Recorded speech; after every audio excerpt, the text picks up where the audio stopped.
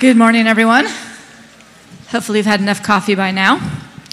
I am Debbie Spander, and I wanted to introduce my esteemed panel of sports media experts. Next to me is Lindsay Amstedt, who is the very recent president of media and partnerships at Playfly Sports. Next to her is Jeff Kaiser, who is Amazon Prime Video head of sports programming. And rounding out the panel is Dave Morgan, the president of First Mile Partners. I don't know if you guys are aware, but July was the first month ever that more viewers consumed content via streamers than via network cable and satellite combined. Apparently 10% of consumption was on YouTube. At least all of us up here have been discussing, planning, trying to figure out the models for content distribution and the changes that are coming for sports media for probably, I don't know, the last 10 years. And now we are getting there. But this does have a lot of implications, and more changes are coming quickly, especially in the sports world. I'd say my panel here has some thoughts on everything and maybe some answers and prognostications. So I'm just going to throw some questions out, and we're going to discuss, and feel free to ask questions from the audience as well. How long do any of you think that sports rights holders will continue to broadcast events over cable, satellite, and over the air? Should we let Jeff go first? What's Amazon's opinion of this? Yeah, happy to. Thanks for having us. I think it's going to go on for a long time. I think that we're going to continue to see some level of fragmentation and some opportunity for customers to engage and watch sports content in a mix of different ways. But I think that you're still seeing the power of over-the-air games and ancillary programming being distributed. So I think the one constant these days is that there continues to be change. While we've looked at it for the last 10 years, I think we'll still be seeing it for another 10 years. The current NFL rights packages for this season are a decade long, so we won't see much change, at least specific to that league. But I think in the end, there's just going to continue to be change in the way in which customers have a choice about how they want to watch live sports. Yeah, I agree. I worked for the Fox Sports RSNs for over a decade, and I think there wasn't a day that went by that people talked about how the RSNs were dying, and yet they're still here, and there are many that are quite healthy. And so obviously, it's funny, that pretty much not a morning goes by that there isn't a headline about even that acronym. If I'd asked you guys 10 years ago what an RSN was, most of you would probably have no idea, and most of you probably know now, depending on how old you are, and if you guys still, there's this thing called cable. Should we start there? Maybe we need to back up. But nonetheless, I think what we're really seeing is this proliferation of content that people really, really want, that people really want that people care about. And we were discussing, whether you find it on Amazon, or we just saw yesterday the Arizona Coyotes are, going to go back to an over-the-air station. But a lot of the teams and the leagues, they're looking at, just as Jeff said, a myriad of options. So hopefully as consumers, it's not just one place that you can find it, but you'll be able to find your team and the content that you like in a variety of places that are most conducive to you. So one of my, okay, go ahead. I was just going to say that there's some business headwinds, and that's what you read about and see about a lot. But keep in mind that live sports and local sports are some of the most premium assets in every community. So it's still the event in that individual community is probably the most watching on that night going against prime time. So there's still a very valuable asset to the point of, so it's not going to go away. It's going to be like, how does the business change that supports it? So for the past, I think, 12 months, we've heard that Bally Sports, which is all the former, or most of the former Fox Sports net regions, is going to be dead. But they seem to still be creeping along. Is this the end of RSNs, or are they going to continue for a while? I think they will continue. They're going to look different, though, and not all of them will continue, is what I would say. But what will come, even if that particular network or particular channel, maybe has a different name, or maybe it's distributed differently, really that passion for local sports and the fandom that follows it'll continue. It's just going to, kind of as Dave said, the business models are changing a little bit. So maybe it doesn't look exactly the way that it did a year ago or the way that it even does today, but you're still going to be able to find that premium content, just maybe in a slightly different package. You know, obviously the broadcast and distribution of NBA, NHL, and MLB is different from the NFL, which has exclusive rights partners for different days or nights of the week. So how do we continue, or how do you think networks and teams and leagues are going to continue to provide content to their most passionate fans when everything is splintering and the business model just isn't there for RSNs anymore? Does it all go to a digital model? It goes to a model. I think you know, the most important thing you said though is it doesn't matter what it's called. I don't think anyone says I watch the NFL because it's on Amazon. I think they watch the NFL. Yes, it's on Amazon. So what it's called, I don't, you know, that could change. I was in newspapers for, I don't know what this is. I was in newspapers for over 20 years and then spent some time in the regional sports network. So I'm used to industries that are dying that actually never die. So there is a future. It's just a matter of what changes are going to happen. And the most important thing everyone has to keep in mind is the consumer. The leagues, the teams, the outlets, that's the one thing they have in common is what does that consumer want? And the thing they should be concerned about is if the consumer is inconvenienced too much to have them turn away. So I think everybody's thinking along the same lines.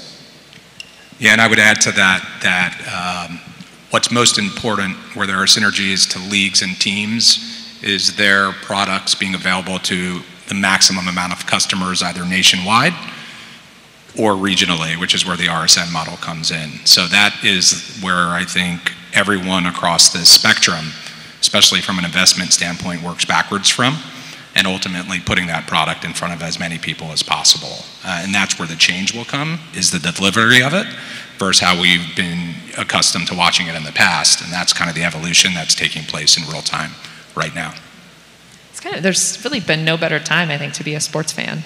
I mean, it is so accessible to you through social media. Our players, the athletes, have never been closer, you know, or more reachable and more able to control their own message. Definitely splintered, you know, it's not just coming out of one radio feed, but nonetheless, like and I think that's what we see in terms of really the fandom is still very high. And I remember we did some research a few years back too, just about baseball. Like people, even before the rule changes, you know, they were still fired up about the game and they loved their team. And so just the consumption may change a little bit, but that's just because you can get so much of what you want in so many different places now. So kind of hitting on that, you can get what you want in so many different places. Let's look like just at the Clippers as an example, or at the Suns. So the Clippers are still on Bally Sports West, but 15 of their games are now going to be on KTLA over the air. Plus, they've also launched Clippers Vision. So, and then obviously games are going to be on nationally on ESPN and TNT. So if you're a Clippers fan, what do you have to pay for? How do you get to consume your games? Is there a way to bundle all this? I mean, it seems like it's a confusing and probably expensive time for the consumer. Any thoughts on this? I mean, I think again, going back to the audience, the games are one thing. I mean, it's that premium asset that everybody is paying attention to. What about the other 21 hours of the day? What kind of fan are you? If you're and there's no right or wrong answer here, it's not an audience, it is the segments that make up the audience. So there are some people that like it as a TV event and just want to watch on screen, and that's kind of nightly appointment viewing, great. There are others that are fans that want to talk about last night's game through the night, into the morning, and don't want to wait until the next game starts. You know, they don't turn off the team, the broadcast goes off. Where you talk about fragmentation, where those fans go to engage with their teams, that's all over the place. So if you think it's much more so than how many outlets right now are broadcasting the game. So some of the answers for the business issues are going to be like, how do you take care of the rest of the day? How do you continue to serve fandom outside of the time of that game? The actual broadcast and stuff, I think the broadcast quality and the things you're getting for the TV is as good as it's ever been. But what if I want to do baseball at 10 a.m., what am I doing? So.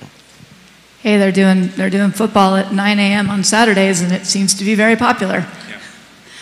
Go ahead, Jeff. I was going to say, yeah, on the West Coast as well, right? Last Saturday, Colorado started at it was basically a West Coast game produced for the East Coast audience with USC at Colorado. So you're seeing that more and more. And I think it was the highest rated game of the weekend. Yeah. Along those lines, I think you brought up a point about what happens when more and more teams are actually cutting their cord with satellite and cable and going to the old-fashioned network. So I believe this year, you can correct me, I believe this year the Suns, the Mercury, the Jazz, the Golden Knights, and then you just mentioned the Arizona Coyotes are all going to be on local over-the-air free TV, at least for this season. How does that impact the industry, and do you see this as a trend going forward? I think we're going to learn really quick. It's a fantastic experiment, and those teams have made those decisions because, purely on the principle that it's best for my team, the largest reach I can get. And so for the longest time, the cable was paying a rights fee to those teams that made it very beneficial for that team to stay on that one channel and that one channel alone. And as the business model has changed and those checks aren't as big or aren't in existence anymore, they're looking at other priorities. And so you mentioned the Clippers, KTLA. Do we have any friends from our Clippers?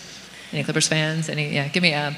But the KTLA, that decision was a great opportunity for them to use it as a marketing vehicle and really, get the Clippers content and get that, information about their team in the nightly news, just as much as getting the games to a broader audience. And then Clippers Vision, though, another example, and you're seeing a lot of teams right now, especially as the future of that delivery is hanging in the balance. Some are looking at, okay, can I go over the air and can I also offer a D2C product? And how do those exist? And maybe, we talk about the consumer and what they want. There's some consumers who love the idea of just having a D2C product that I can just purchase my one team, and that's fantastic. And that's been something that's been previously unavailable to them. Some of us still do have an antenna, and KTLA is, so there's this thing called antennas, right? Got to be mindful of my audience here. But, so what a great way for us to try to figure it out. Does it all bundle? Probably, but maybe not tomorrow, because there are, if we polled everybody in the room, we'd have a different preference in terms of the best way to get it. And we had a great chat, about how this could be fantastic for the consumer, because when you think about what we had, cable and this program guide that you had to scroll through and you had to find your game, maybe if you went down far enough, maybe you forgot. But now with the smart TVs, and Jeff, you can say much more about this, but the electronic program guides that can essentially pick, they knew that my family wanted to watch the Toy Story NFL game. I got hit so hard, and it was like Christmas morning in our house. We were fired up for that game, and that's fantastic. And did they get up at 6:30 a.m. to watch it? My kid got up at 5:30. He was, when I say it was Christmas morning, he was like giddy the night before, and he was so, 9-year-old, focus group of one, so excited. Now he wants an F1 race in Andy's room, and so he's, talk about something that worked that was different, but they did find us, and I imagine you guys spend a lot of time at Amazon really kind of perfecting that, which is going to be great for consumers. Yeah, selection and merchandising across streamers or any digital products is definitely advancing at this point. It's becoming smarter to serve you and your interests, and I think you nailed it for seeing regional rights go over the air now, right? It's all based on reach. You're seeing it, with the Phoenix Suns deal as well, but then you're also seeing an opportunity to go to direct to consumers, just giving you more choice. So you may watch it on KTLA in LA, or you may be able to watch it and pull out your phone. So that's kind of really where we see the world headed. I think everyone is surprised by it. I, at least for one, would not have predicted 10 years ago that we would see regional rights going back to over the air, but right now it makes a ton of sense because it goes to a lot more people in their homes, and also if they end up doing streaming deals, which is a Clippers Vision example, you'll be able to access it on your phone or any device as you wish, when and where you want it. Yeah, I mean, my big question is, are the Clippers testing this out so that they get rid of cable and satellite next year, and then they've got two models, which is free over the air and direct to consumer?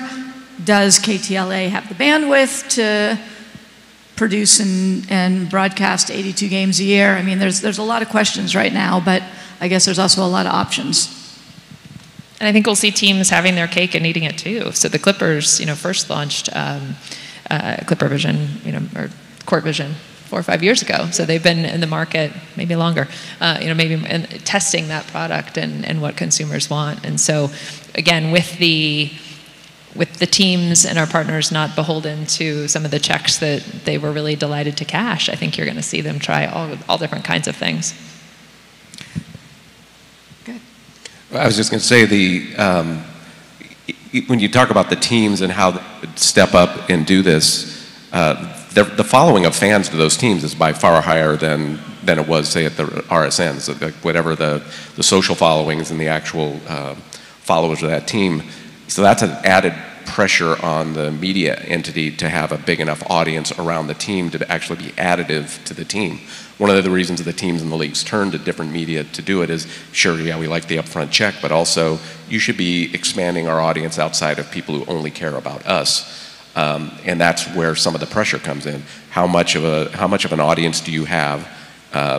Do your products support this? Going from a linear TV-based offering to something that's reliant on an app or something that's going to work on your phone or different device, that's easier said than done. There's a lot of products that don't work nearly as well, and that's another thing that I think the teams are looking at. If Clipper Vision takes off, then they would go on their own, 100%. So they're not going to lose anything by trying out that model.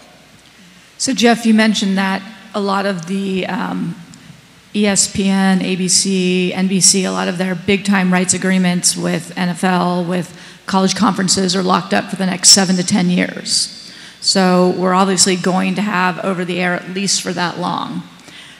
Do you see anyone trying to get out of those and move it on to an ESPN Plus or a Peacock?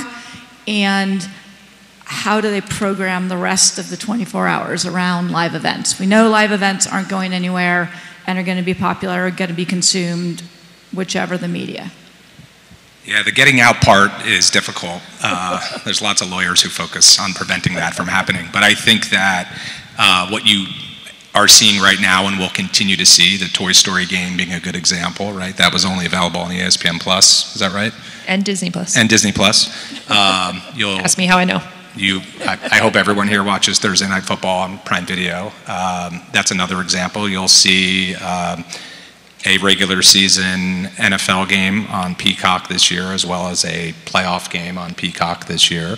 So it's being added into deals. Like I said, the NFL deal this season is the first of a 10-year deal. And as you see other national leagues partner with existing and new distributors, I think you're going to see a mix of carriage across cable, across broadcast, which is over the air, the antenna or bunny ears that we used to call them, and then lastly, you'll see it, on digital devices. And as the only person here who's done a 100% digital deal for the NFL, what can you tell us about that and about how that speaks to the future of sports broadcasting?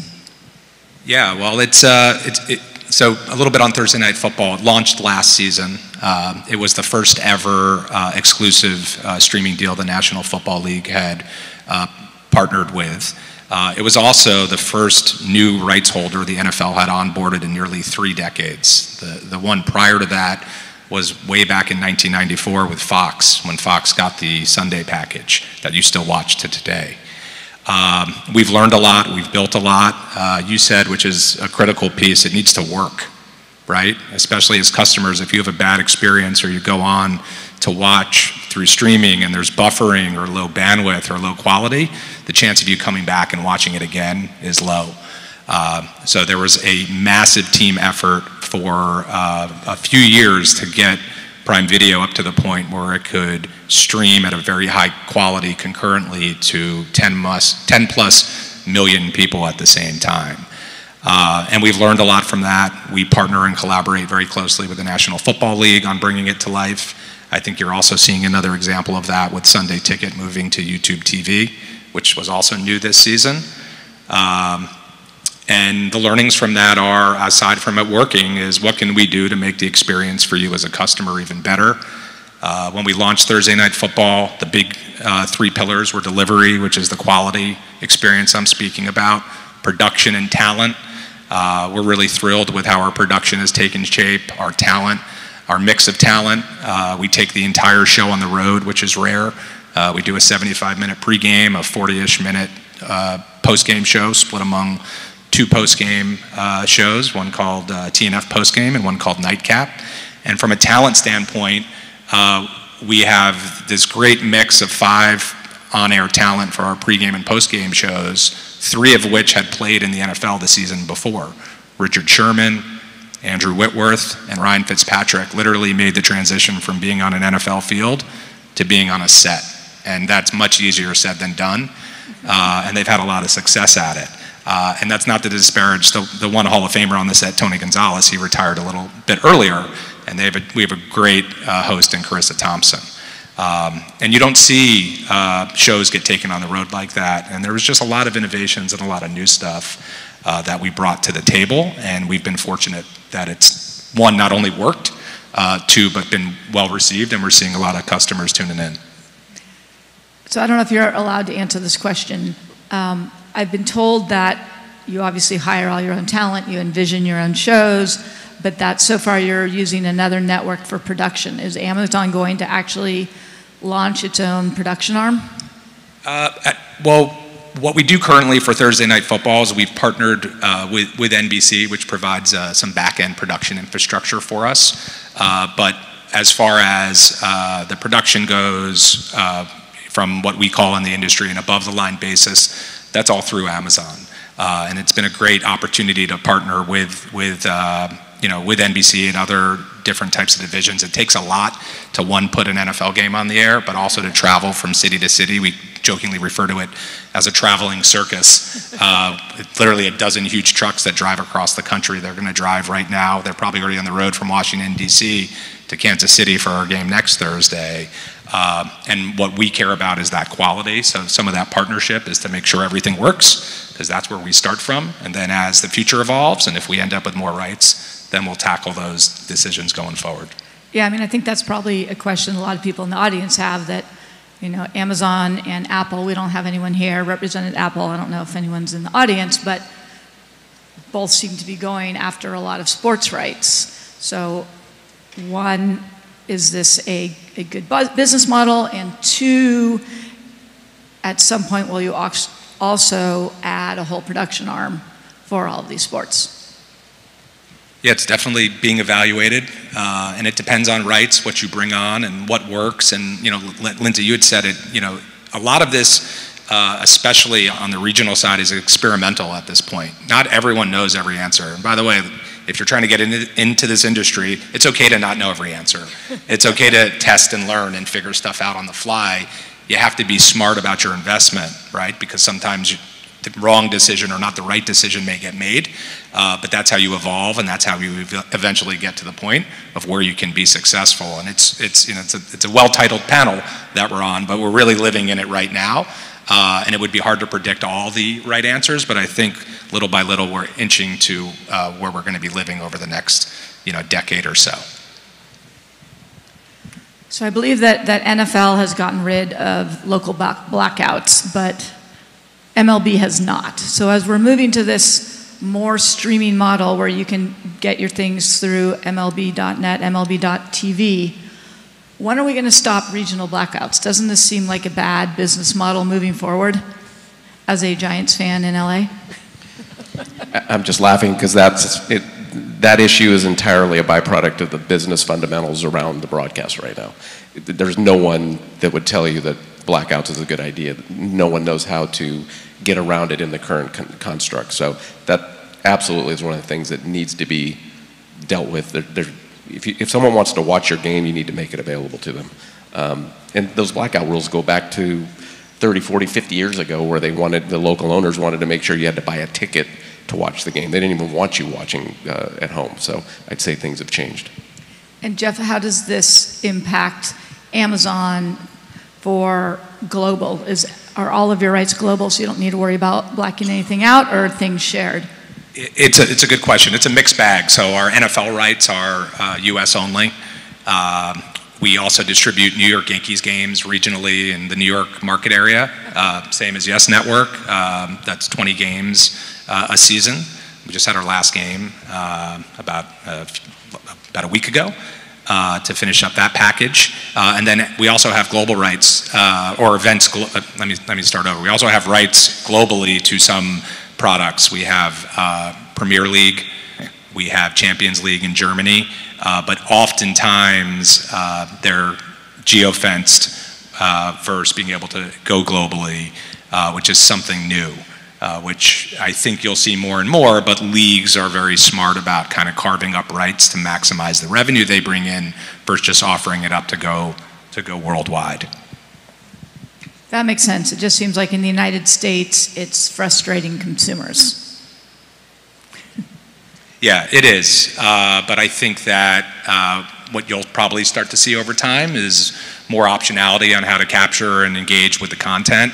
But at the same time, you could understand why there is that geofencing, because if you were to just kind of let it all go out to the world at the same time, it would cut back on revenue and ownership models and some of the real kind of core features of why these can be a profitable business.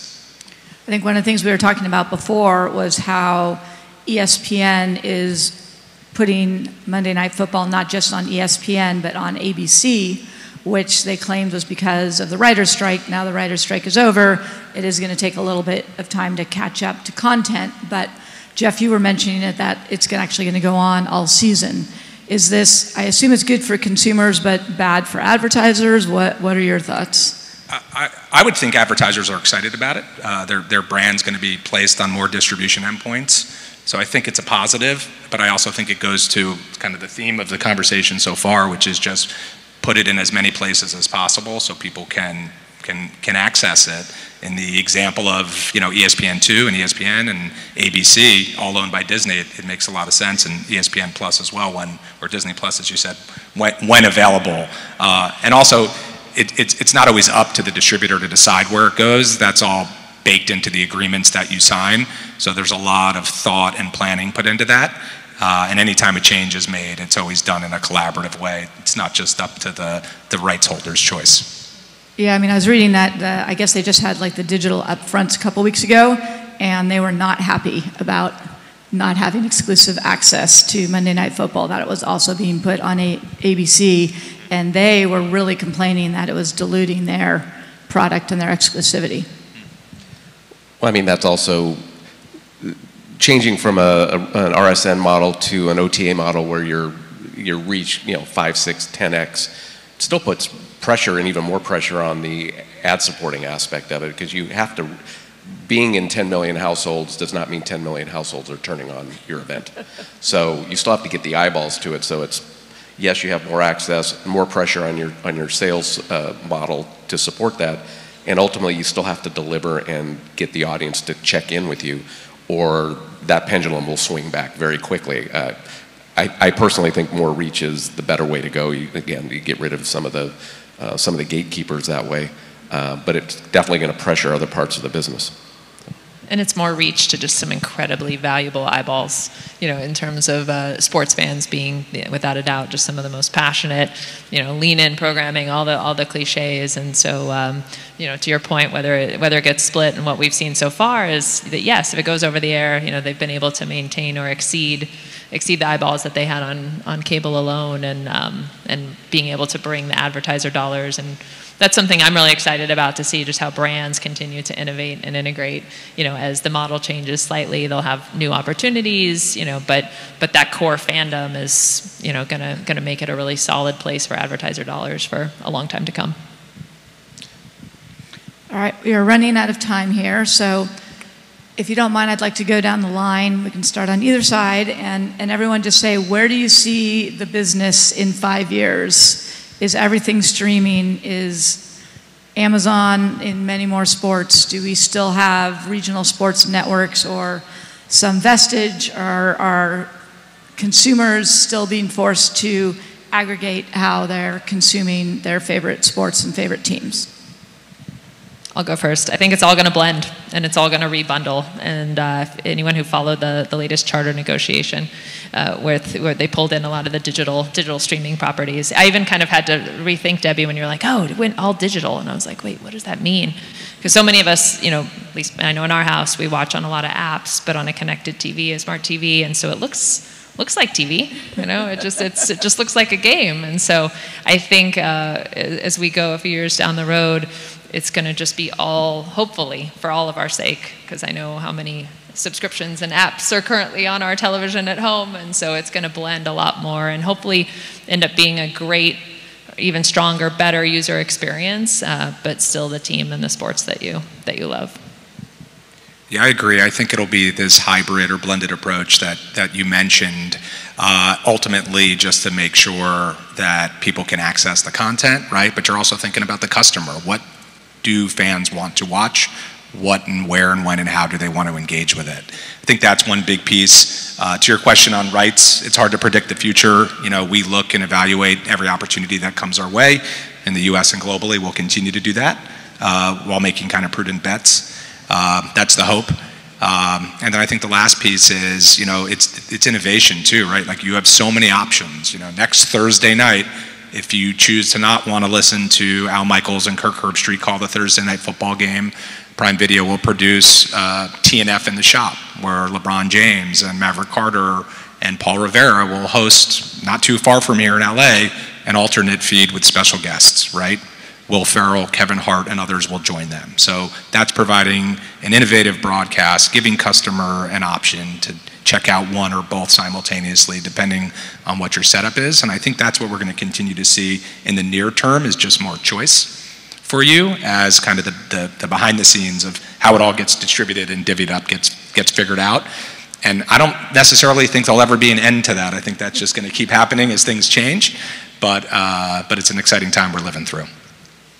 Yeah, I agree. I think there's going to be more options, not fewer.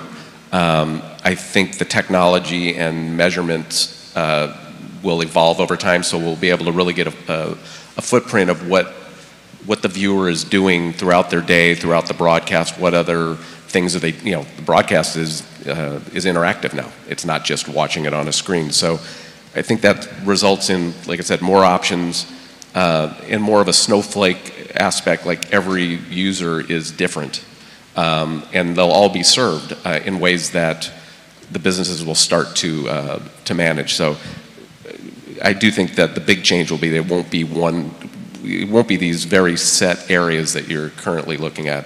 I think you'll have a lot more choice, and they'll be able to monetize what you're doing based on the value of what you're doing. I'm personally worried about the future of RSNs. It just seems like they're dropping precipitously. However, there's still going to be network television versus streaming only, and I do think a lot of teams and leagues like MLB aggregating will create direct-to-consumer streaming. But on the other hand, I think we're going to have more sports entertainment blending, which is exactly what you were talking about, Jeff. Have these alternate broadcasts, whether it's Toy Story or LeBron or Manning Cast, that we're going to offer up 2 or 3 streams, because when you stream it, it's less expensive. And I think that captures more of fandom across the country. No doubt, I agree, and I think a big part of it too is younger audiences. Obviously, there's a reason why a Toy Story game is being produced. It's to capture that youth audience and keep them coming along for the ride, because of the fragmentation that has happened, there's just less awareness of certain types of events that used to kind of be guarantees, 10, 20, 30 years ago. So that's really what you're seeing now, and I think you'll just continue to see innovation and great content offered out there. Definitely. We're just about out of time. I guess I don't have time to go down the row, but the other thing we discussed is that at some point there's going to be some sort of consolidation because consumers are starting to pay as much for their digital subscriptions as they were for DirecTV or cable, and at some point there's going to be a revolt against that. Agree? Disagree? Why is everyone looking at Jeff? Yeah, maybe. You were Bally's as well. I mean, you've been a big part of this, and you've all been a part of the subscription model. Yeah, I mean, again, it goes to consumer choices, what people are spending their money on, and yeah, that pendulum it's going to continue to move. At a certain point, it has to consolidate because how many different places am I going to go for this? And right now, people are fans; they want this content, so they are doing it. Over time, that's a complication that I don't think will be supported over time. All right, I think we are done. Thank you very much. Thank you.